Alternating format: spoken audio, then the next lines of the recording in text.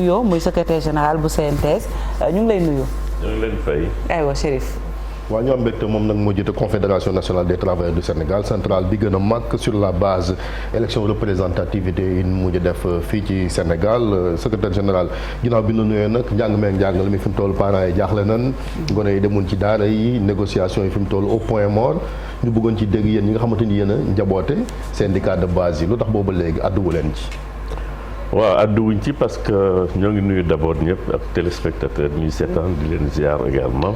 lay fay. di leen gërëm ci invitation bi déglu leen ci centrale syndicale yi parce que soriwuñu ñi nga xam ne ñoo ngi ci langue yi dafa am loo xam ne nag quelquefois soo koy dox pour solution soxlawul ngay feeñ ndax li ëpp solo mooy finalité bi te crise scolaire bi d'abord ñu war a xam ni jàngalekat yi muy enseignants yi dañu nekk corps boo xam ne bi dañ leen war a fonk bu baax ndax tàggat suñu doom yi dara gënu ko am importance sur priorité la ndax réew boo xam ne sa population wala say doom amuñ éducation bu baax njàng mu baax ba pare xaw cee sori tuuti population bu du gaaw a développé mun na bu ñu amoon yaatal mun nañ ko wane donc d'abord ñu xam ni ñi nga xam ne ñoo jàngalekat yi seen revendication c'est des revendications légitimes te centrale yi aussi dama koy wax en tout cas CNTS dafa ànd ak ñoom ci revendication yooyu parce que gëm nañ ni soo jiitee réew am gouvernement am ay syndicats wala ay liggéeykat ñuy wane seen engagement wane également seen disponibilité ngeen def ay jéego yu ndaw dem ay accord ñu war a respecter accords yooyu muy am tolof-tolof ñu dem di def di yëglu seen bopp ci préavis parce que dañ bu ñu la defee préavis mooy da ngay yëglu mais buñ accès ci àpp bakat ñun daañu génn kon mbir mi dañu war di anticiper du ñu xaar ba mbir mu ne këtt ni jonn kon gouvernement bi nga jox tool di door ji foofu gouvernement bi dafa am défaillance ci suivi bi ak anticipation bi beneen bi ñuy wax nag mooy ñu xam ne aussi jàngalkat yi c'est des parents d'élèves aussi c'est des citoyens très responsables réew mi aussi bëgg nañu ko gëm nañ ni effort yi nga xam ne def nañ ko bërkaat ci démb gouvernement bi toog ak ñoom suñ ko teeloon a def xëy duñ yegg si fii am nañ yaakaar ni te ñu war ko reconnaître aussi effort bi gouvernement bi def ci proposition yi mu def xayma nañ ko bu ñu defee daje xool li syndicat yi wax jàngalekat yi wax ak ñoom lu ñu proposé am naa yaakaar ni suñu wanee de part et d'autre war nañu mën a juboo te bu boobaa aussi mën nañ ñaan rek parce que dañ ne jusqu'au boutisme tam baaxut comme gouvernement bi teg na jéego gars yi dañoo war a arrêté syndicat amul jusqu'au boutisme baaxu ci doo def harakiri syndicat xel la mobilisation ak xel loo am doole soo ci àndul la xel da ngay nërmeelu te négociation la tudd te négociation aar la da nga koy jàng te ñoom jàng nañ ko aussi xam nañ ko parce que ñuy wax aussi ñuy négocier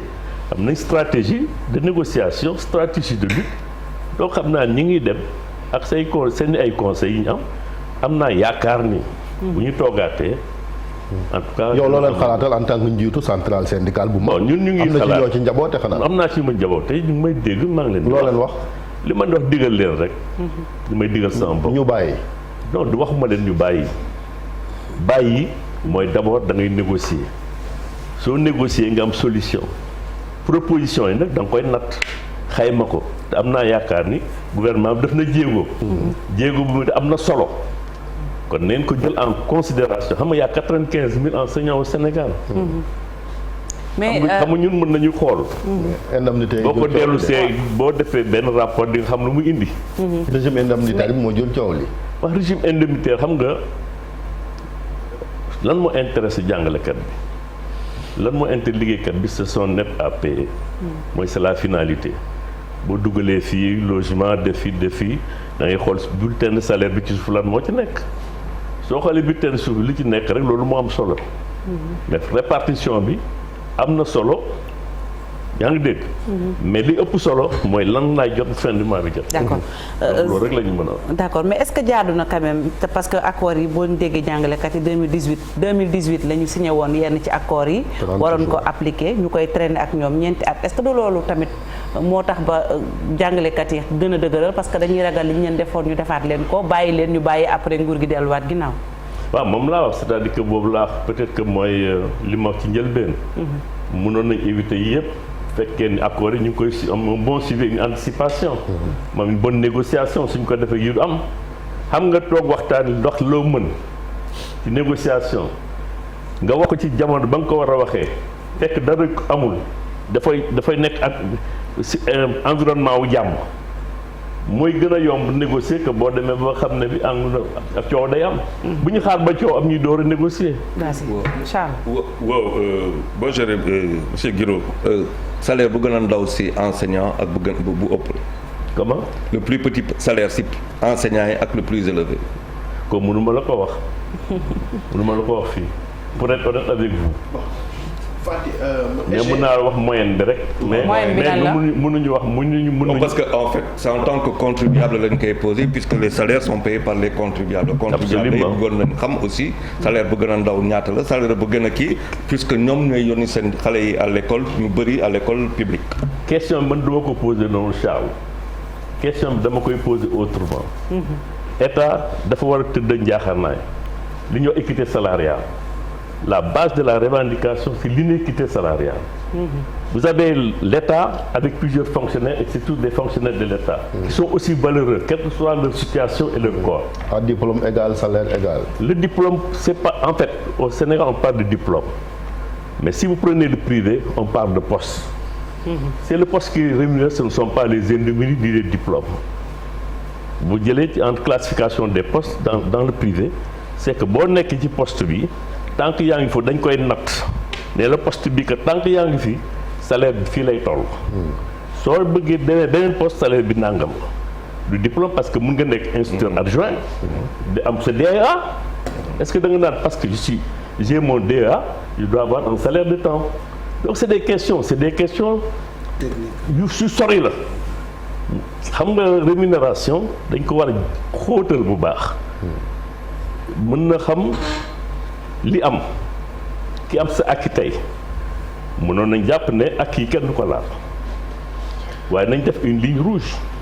duñ ko weesu. ne ñi jàll nañu seen chance la mais à partir de maintenant comment la rémunération devrait être faite au Sénégal du nekk rek am naa diplôme. du nekk rek yàgg naa fi. du nekk rek et cetera mais ñu xam ni poste yi la ñuy classé responsabilité yi ñëw suñ ko deful nag da nga naan diw dañu naan nañ harmoniser parce que am naa DEA magistrat bi am na nangam dañ ma fay li ma war a fay est-ce que noonu la ñu war a raisonner je ne crois pas. mënoo harmoniser loo xam ne mënul wéy donc par contre mën nga am benn logique boo xam ne boo ko établir. magistrat bi ëpput mérite jàngalekat bi de. non du tout non du tout moi mais du tout.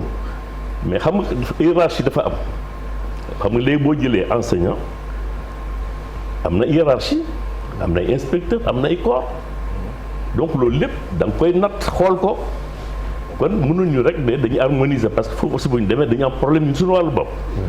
par contre mën nañu seet li nga xam ne moom la logique bi laaj par rapport à des propositions que ñuy def ba pare approfondiraat réflexion man je pense qu'il faut trouver des sorties de crise aujourd'hui et voir plus tard comment ñu convoquer rencontre yoo xam ne yi jàngalekat bi parents d'élèves bi autorités yi ñu xool ban càmbar la ñu war a def même dem seet si yeneen réew nan la système de rémunération. mais def nañ ci audit loolu mi ngi ci taawul président. audit ak li ma lay wax du benn. maanaam xool nañ ba xool ni. rémunération yi ñàkk yem beeg yëpp. audit bi naka lañ koy jooyantee. audit bi xam nga tey soo jëlee dans la fonction publique ay fonctionnaires lañ ñëpp xëy na yem nañ ay diplôme professeur université yi ak ñeneen ak ñeneen mais am na corps yoo xam ne li ñuy am par trimestre ëpp na fonctionnaire li mu am par at parce que fi muy liggéey ak li mu indil la. ñu nekk ci régime loolu lépp financier yooyu. voilà donc dafa am c'est très complexe. C'est très complexe donc mënuloo rek xëy rek d'un revers de main ne nii lay tëddee tey revendications c'est des revendications ponctuelles des enseignants qui sont des revendications légitimes. Il faudrait avec lucidité les analyser, les aborder et les trouver des solutions. Enseignants yi aussi doivent être très lucides et réalistes. La demande doit être réalisable. mais gouvernement bi moo ne woon c'est des accords réalistes et réalisables 30 juin 2018. donc fii négociation war fi amaat jëfe moo fi war a am. sàmm kàddu. non sàmm kàddu ça veut dire que mun nga ne je suis d'accord mais li ngay d'accord lan la c'est ça la question. Qu'est-ce qu'ils proposent aux enseignants? Les enseignants aussi qu'est-ce qu'ils demandent? Si les enseignants demandent des choses qui ne sont pas réalisables li indi rek. da nga naan waaw. mais gouvernement bi ko wax na gouvernement bi taxaw kenn seexul lu ko lem mu ne c'est des accords réalistes et réalisables. mooy indi lii.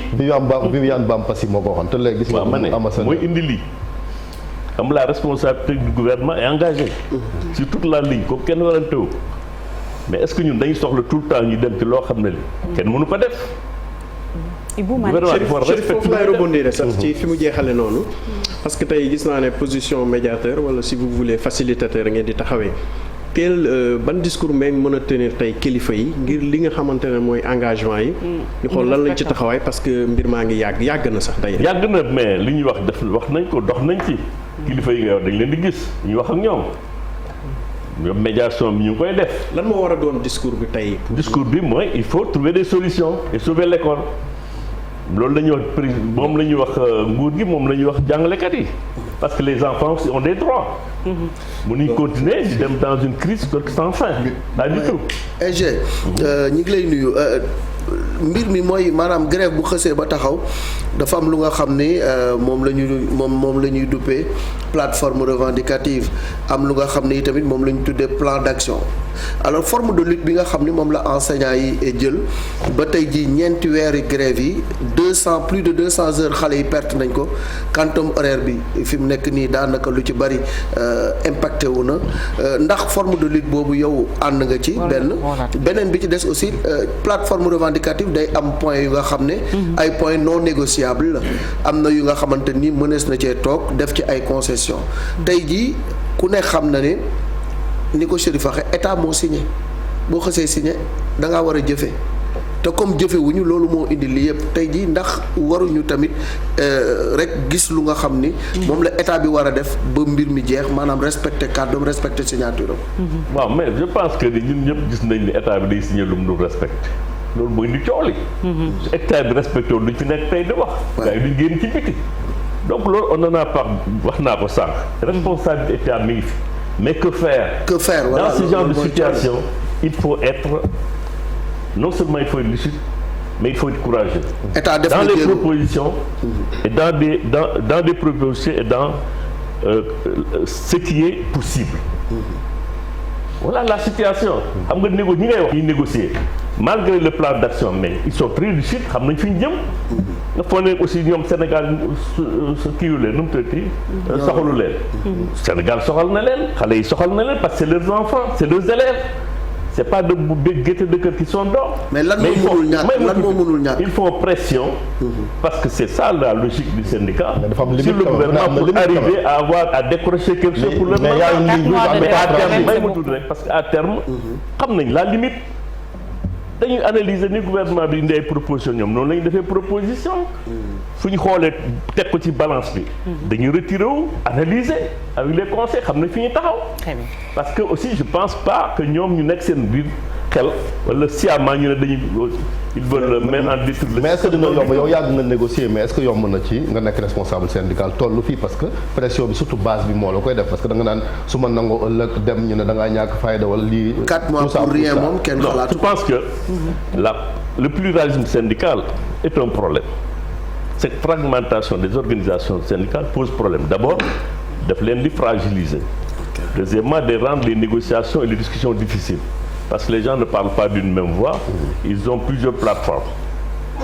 loolu difficulté la. mais difficulté la boo xam ne bi mën nañ ko transcender ku ci nekk ak na nga gisee sa philosophie syndicale. mais man li ma gëm mooy en tout cas à la lumière de xam nga négociation yi. c'est la première fois ma gis état ñëw ne je fais ça bu fekkee am ngeen gis ngeen ko feneen ngeen wax. proposé oui. proposition yi ñu def nii pour man démarche bi maa ngi ko door a gis. L'essentiel maintenant, c'est d'avoir le courage de poursuivre donc ces négociations, Marcel. de voir ce qui est possible, les efforts qu'on peut faire de part et d'autre et trouver un consensus et aller vers vraiment la sauvegarde des intérêts des jeunes. Voilà monsieur Guiro yaa ngi doon wax sànq ci difficulté yi beneen difficulté bu ñu bëri en tout cas di mentionner mooy l'absence du poste de premier ministre ñu ngi ko doon waxtaanee sànq est-ce que yaakaar nga ne nomination boobu tamit war na mën a nekk la solution à ces problèmes. Je ne crois pas que ce soit un problème de premier ministre. Pourquoi? Je pense que la question c'est d'abord une possibilité, une volonté politique de l'État, mais également une volonté des enseignants. De trouver le consensus nécessaire pour sauver l'année, c'est tout. Est-ce que comme ni ko Ablaye Wade defee woon à l'époque toog ak syndicats yi waxtaan ak ñoom c'est peut-être pas la solution avec le président actuel. Moi je pense que le président suit cette affaire parce que les gens discutent avec lui aussi. man yaa ngi wax médiation mais dañuy wax lu ñu mën ak moom day wax ñu ngi envoyé ay signaux nga foog ne bu fekkee proposition yi moom d'accord dana am. Donc c'est à lui maintenant de voir parce que les gens vont discuter su amee impasse c'est à lui d'arbitrer. Donc accès guñ ci foofu mais je pense que ni il y a des ministres qui négocient il y a des propositions qui sont faites la volonté doit se faire de part et d'autre pour s'asseoir définir tous les contours voir ce qui peut être fait et ce qui ne peut pas être fait comme Thiandoum li nga wax amul point de négociation boo xam ne bi comme tu l'as terme bi nga utilisé. Il y a des points non négociables. Non négociables amul. Tous les points sont négociables. Maintenant il faut aussi voir quels sont les points prioritaires. Mais est-ce qu'il faut mettre l'accent? Est-ce qu'il y a une valorisation? Il faut l'éparpiller sur plusieurs rubriques. Ou bien est-ce qu'il faut choisir 2 ou 3 points sur lesquels il faut les mettre loolu lépp mais décision yooyu enseignants yi ñoo koy décider. Bon, mais est-ce que am na benn valorisation de tous ces points parce que à l'arrivée par exemple dañuy ne 500 milliards yoo xamante ne dañ koy teg peut-être pour 95 000 sans que 100 000 laa gis c'est 10% du budget boo xamante ne moom la ñu voté pour cette année est-ce que à l'arrivée il n'y a pas tout simplement benn question de valorisation et nit ñi tam xam ban ñaata ngeen soxla bu ñu xamee que sur les 500 milliards à peu près 80% day dem ci fonctionnement bi. waaw mais xam nga bu ñu nee par exemple on a 95 000 enseignants avec un déficit de 35 000 enseignants su ñu nee par exemple la masse salariale par exemple 70% mi ngi dem ci masse salariale mais ci masse salariale boobu ñu xool ne à peu près peut-être moins de 25% demul ci enseignants yi est-ce que vous comprenez donc loolu aussi mën nga ko xool. parce que léegi dañ naan toujours masse salariale bi c'est temps mais ñaata ci pourcentage masse salariale ñaata mooy dem ci enseignants yi loolu si dañ ko war a xool mais aussi ñu xam ne état aussi man je suis là pour en tant que secrétaire général d'une organisation syndicale l'état aussi n'a pas que les enseignants il y a des secteurs également yoo xam ne en dehors de tout ce que je dis li ma wax ci enseignants yi je l'assume je suis avec eux nous les soutenons. Nous disons qu'il faut également qu'ils soient réalistes, qu'ils aillent dans des négociations, et ils le sont également, ils sont dans ces disponibilités pour trouver des solutions avec le gouvernement. Si le gouvernement fait des efforts, ils feront des efforts. Et maintenant, il faudrait aussi avoir à l'esprit, en tant que secrétaire général de la CNTS, qu'il y a également des fonctionnaires de l'État qui sont très fatigués, même au niveau de l'administration centrale, qui n'ont rien. Il y en a qui n'ont même pas 200 000 francs de salaire. Par mois. amuñu dara. Mais ils ne peuvent pas parler, ils ne peuvent pas lutter, ils ne sont pas organisés. Ouais. Ces gens-là aussi, ils ont des droits et l'État doit penser à ces gens-là. Voilà un peu. Moi, je le dis en tant que secrétaire général de la CNTS, tout en soutenant totalement donc la grève des il y a urgence pour ñu génn ci crise bi wax dëgg yàlla parce que année bi moom lu ñuy gën a dem. daal ci génn yaakaar naa. incha allahu rabbi. parce que jàngalekat yi ils sont aussi responsables pour tout le monde. Sénégal moo leen ñor. mais dañuy xeex. et puis ñu gis xale yi tamit. j'ai beneen kuréel boo xamante ne il me semble même ils sont membres CNTS muy syndicat des travailleurs de l'administration fiscale impôts et domaines ñu gis ne fan yi ñu ngi doon dégg ci médias yi seen secrétaire général am ay jafe-jafe parce que tout simplement il a osé déposer un préavis de grève fan ngeen toll ci mbir moomu. xam nga y a tellement de secteurs qui sont en difficulté yuy xeer li nga administration générale c'est vrai. waa King Fahd ñu ngi yónnee message. waa King Fahd bi ñuy wax chômage technique pendant 2 ans. Il y a des gens qui sont dehors. pour que nekk équité. syndicats yi est-ce que dañu génn ci mbedd wala ñun dañuy déposer grève générale. est-ce que tey centrale mënuñ dem ne dañu déposer grève parce que ça suffit. Il y a tellement d'inéquité dans certains secteurs, comme on l'a dit dans le secteur de l'hôtel et au King Fahd. Des gens sont dehors depuis 2 ans. Et tous les moyens, toutes les possibilités ont été faites pour essayer de les ramener. Vous comprenez? fi ngay wax nii au niveau du ministère des Finances, c'est un camarade qui est ingénieur, qui est informaticien, qui dirige le syndicat, qui était à la DGID. Parce qu'il a revendiqué, on lui a tous des avantages. Mais moom xam na ni je suis avec lui dem naa ba ci ministre des solutions je crois vont être trouvées parce que loolu la ñuy waxoon mais les solutions ne sont pas automatiques. mais gisoon nag yéen da ngeen a am bourgeoisie de yéen patron yi. du ngeen daa wàccee ci terrain surtout jamonoy Madia même si da yaa parti socialiste jege woon ngeen ko doon wax participation responsable mais tëru bu yëngu jotee ngeen yëngal. mais loolu gisatul xam nga activistes yi sax dafa dañ leen di ravir la vedette. xam nga soo amul expérience peut-être. mën nga waxee noonu. mais xam nga ba temps Madia ak temps bi xam nga temps bi bokkul. environnement yi doon benn également. Le nombre de syndicats c'était pas aussi important. La fragmentation des syndicats. Mais également ce qui s'est passé dans une période de Covid. Où des travailleurs sont pratiquement dans beaucoup de secteurs en difficulté. Des gens sont au chômage, sont licenciés. Et vous pensez que ces gens-là vous allez dire encore venez da ngay def attention parce que sama responsabilité xam naa ko. soo duggee ci dara doo dem aussi loo xam ne li am na ñoo xam ne mënuñu même buñ ko bëggee mënuñu. parce que quelquefois da ngay dem jox la King Fahd ay ñii peut-être nekk ci kanam ay jàmbaar lañu Véronique jàmbaar la ñi mu ànd ay jàmbaar lañu mais quand ceux qui sont derrière traînent qu'est-ce qui va se passer si les syndicats ne sont pas à leur côté. Il faut faire attention. Je pense qu'il faut la lutte doit être une lutte intelligente, bien pensée. Quand vous menez un combat c'est pour gagner. man su ma mënee combat dama koy gagner. voilà ñu wax ci pouvoir d'achat bi aussi. dafa mel ni panier ménagère bi mi ngi nii sukkar saa ngi yokk dund gi et cetera. loolu lan moo ci taxawaay syndicat yi. comme je pense qu'il faut dénoncer. te def nañ ko dañ ko ko ne di def.